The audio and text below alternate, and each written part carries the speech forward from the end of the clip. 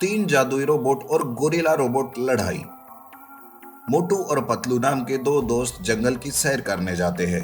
बीच जंगल में उन दोनों को एक स्पेसशिप दिखाई देती है। तब मोटू कहता है, अरे पतलू, ये तो एलियन का शिप दिख रहा है। अरे मोटू, इसका मतलब दूसरे प्लेनेट का कोई जीव हमारी धरती पर आया है। तब मोटू और पतलू शिप के अंदर जाकर छानबीन करते हैं, लेकिन छानबीन करने पर भी उन्हें कुछ नहीं दिखाई देता। तब वो जंगल में इधर उधर देखने लगते हैं। कौन है झाड़ी में? बाहर निकलो, नहीं तो हम इस झाड़ी को ही जला देंगे।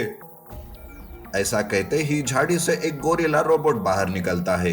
गोरिल्ला रोबोट कमजोर दिख रहा था। उसके कई पार्ट से धुआं निकल रहा था। सामने गोरिल्ला को देखकर मोटू और पतलू डर जाते हैं। वो पीछे से भागने वाले थे कि तभी गोरिल्ला रोबोट कहता है, भागो मत, मेरी मदद करो।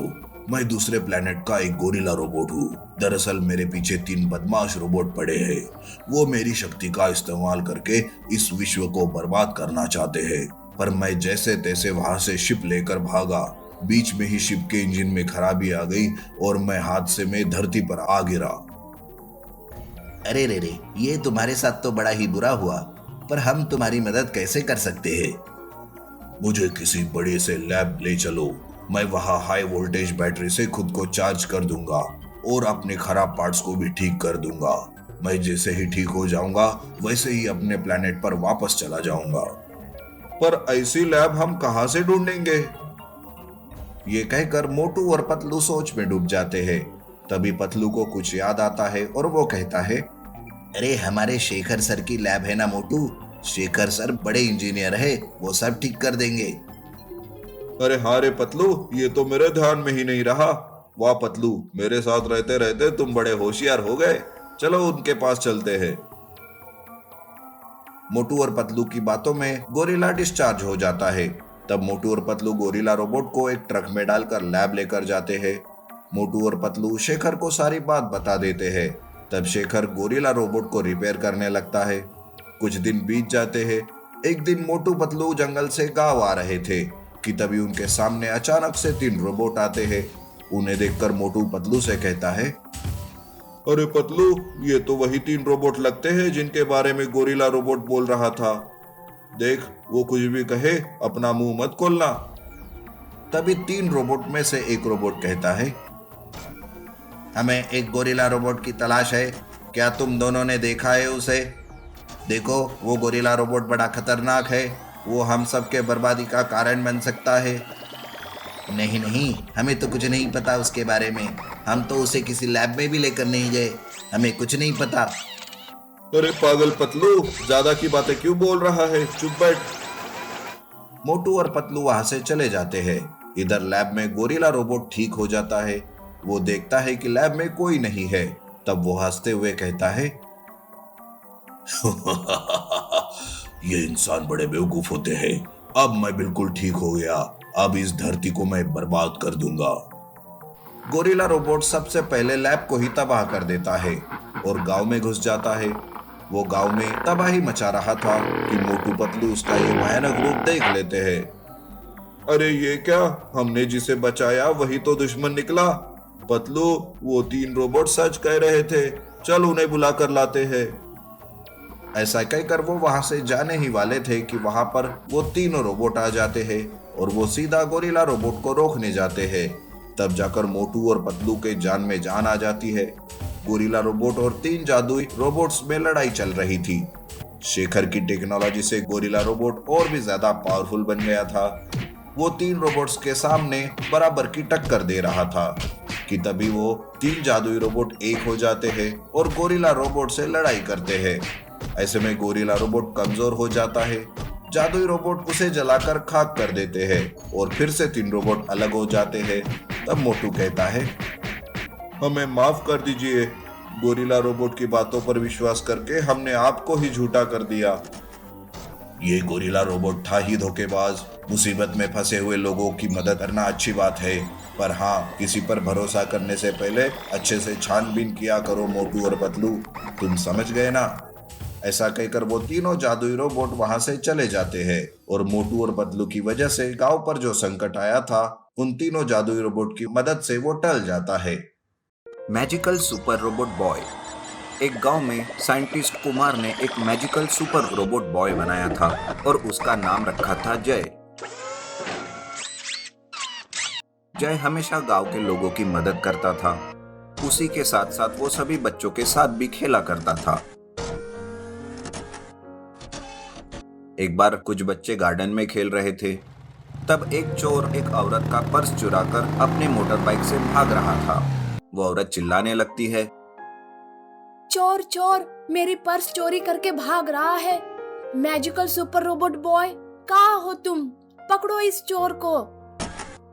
जय आवाज सुनते ही फौरन उस औरत के पास आया। उसने चोर के बारे में बताया। जय उस चोर का पीछा करते हुए तेजी से दौड़ रहा था और वो कुछ ही पलों में चोर के पास पहुंच जाता है। वो चोर उसे कहता है, अरे ये एक बच्चा भला इतनी तेजी से कैसे दौड़ रहा है? ये क्या कोई जादू तो नहीं? चोर ऐसे सोचते हुए वहां से तेजी से और दौड़ने की कोशिश करता है, पर उसका बैलेंस खो जाता है और वो खाई में गिरने ही वाला रहता है कि तभी जय उसे पकड़ लेता है और उसकी जान बचा लेता है। तब वो चोर जय को पर्स देकर माफी मांगते हुए वहां से चला जाता है। जय उस औरत को उसकी पर्स लौटा देता है। वो औरत कहती है, तुम्हारे होते हुए हमारा कोई नुकसान हो ही नहीं सकता। तुम्हारा बहुत बहुत शुक्रिया super magical robot boy.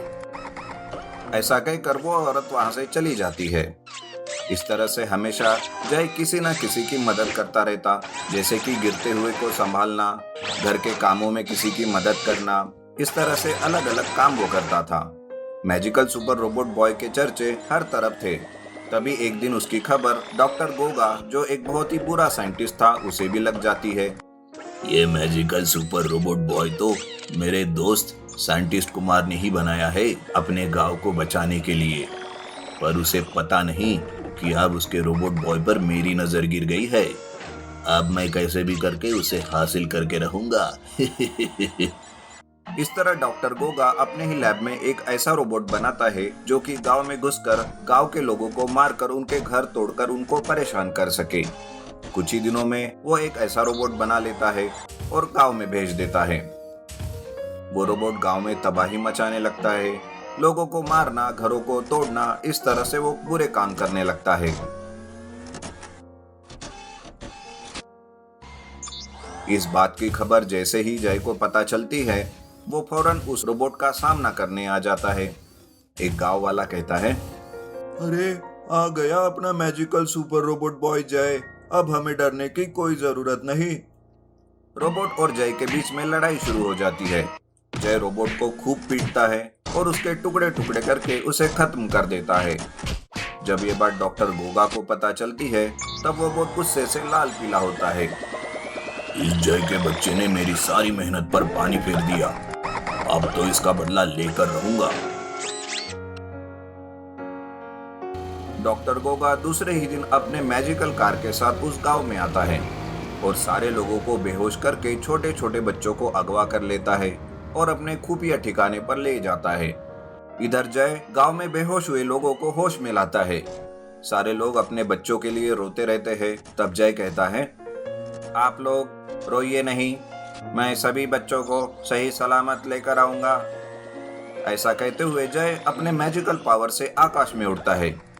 Doctor Goga के खुफिया ठिकाने पर वो जाता है और बच्चों को जहां पर कैद करके रखा था वहां पहुंचता है। वहां मुन्नी नाम की एक लड़की रहती है। वो कहती है, मुझे पता था कि तुम जरूर आओगे हमें बचाने के लिए, इसीलिए हम सारे बच्चे अभी तक डरे नहीं। इस तरह जय सभी बच्चों को छुड़ाने की कोशिश करता है। तभी डॉक्टर गोगा वहां आता है और वो कहता है, welcome magical robot super boy, मुझे तुम्हारा ही इंतजार था। तुमने मेरे रोबोट को खत्म करके मेरा बहुत नुकसान कर दिया। अब देखो मैं तुम्हें एक रोबोट से कैसे मेटल के टुकड़ों में बदल देता हूँ। मिस्टर गोगा ऐसा कहते हुए मैजिकल कार से जय पर हमला करता है। उस कार से इलेक्ट्रिक पावर निकलती रहती है, पर हर बार जय उससे बच जाता है। फिर क्या, जय अपनी मैजिकल पावर से उस मैजिकल कार को ही उठाकर पटक देता है और उस कार के टुकड़े टुकड़े कर देता है।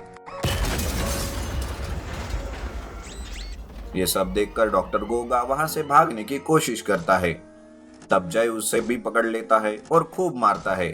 तब तक गांव वाले पुलिस को लेकर उसके ठिकाने आ जाते हैं। पुलिस गोगा को पकड़कर जेल में डाल देती है और सारे गांव वाले और बच्चे खुशी से फिर से गांव में रहने लगते हैं।